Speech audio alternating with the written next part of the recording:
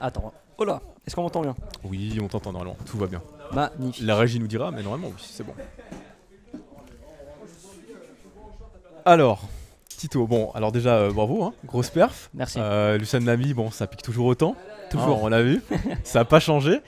J'avais une première petite question par rapport au draft, parce que j'ai remarqué que c'est un peu une tendance qu'on a vue là sur ces demi-finales, par exemple avec les pas de maillot. Il y a pas mal, en tout cas, c'est la type de draft qui a le plus fonctionné jusqu'à maintenant, mais des grosses drafts de teamfight slash pick-up en mode tu prends des contrôles, tu rentres dans l'art, t'es paquet, t'y vas quoi. Ouais, moi ce que j'en pense de ces team comp, c'est pas plus compliqué que ça. C'est quand on est des équipes, on se connaît un peu moins. C'est les team comp les plus faciles à exécuter en soi. On va pas chercher à jouer des comps 1-3, 1-4. C'est trop compliqué à mettre en place. Ça demande beaucoup d'entraînement pour des gens qui se connaissent pas plus que ça.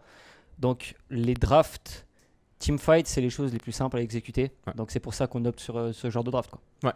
Selon toi, est-ce que tu avais des drafts par exemple, si tu as regardé un petit peu les matchs, la précédente demi comme ça, tu avais des drafts qui te semblaient plus pertinentes que d'autres, ou justement tu trouves que justement dans cette logique-là, les drafts étaient plus logiques vu que les teams étaient écrits un peu plus.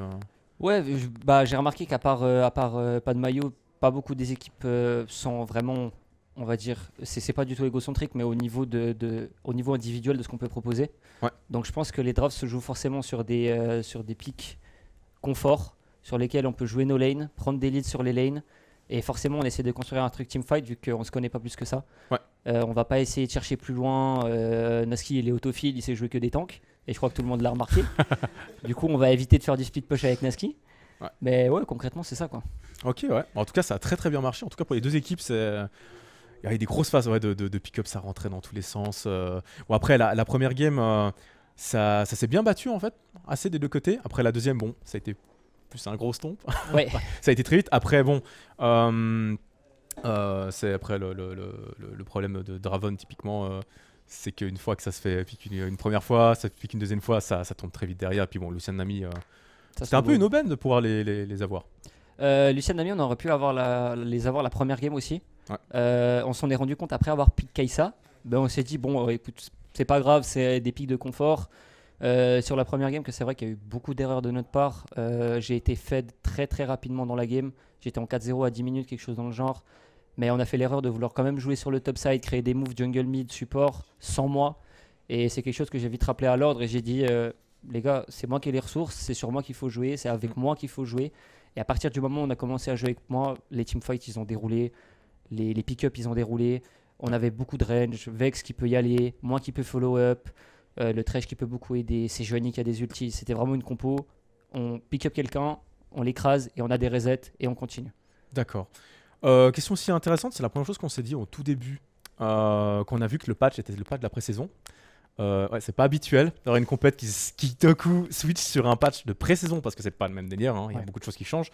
Par exemple, on avait vu un Lucian Navori, ces derniers temps on la voit pas mal parce que l'item est assez fort sur les champions à spell. Ouais.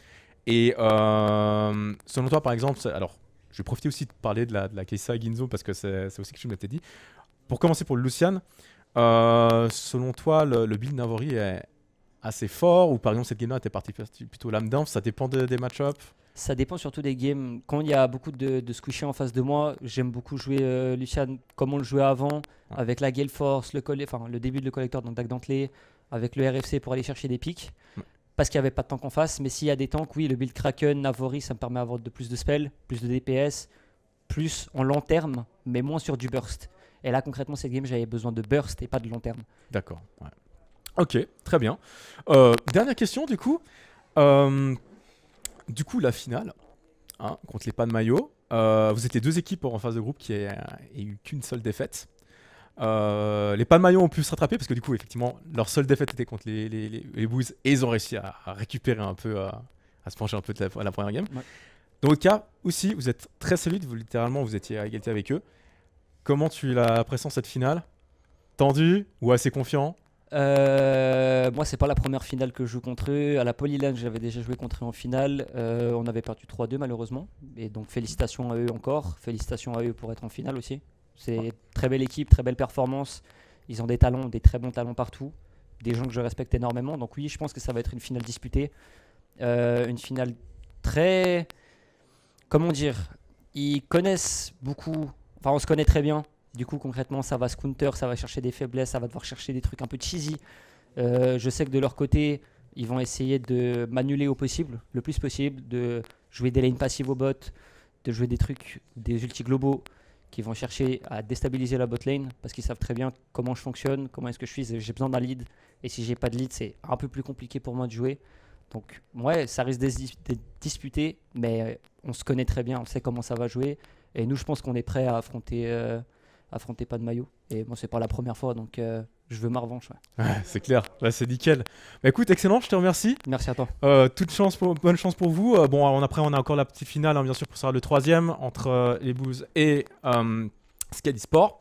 Ça serait aussi tendu, je pense. Mais en tout cas, on a hâte de vous voir week-end prochain sur une scène d'ailleurs, la vache. Magnifique. La première fois, c'est trop bien. En tout cas, merci à toi. Merci Bonne chance à toi. vous pour la suite. Merci beaucoup. Pas de soucis.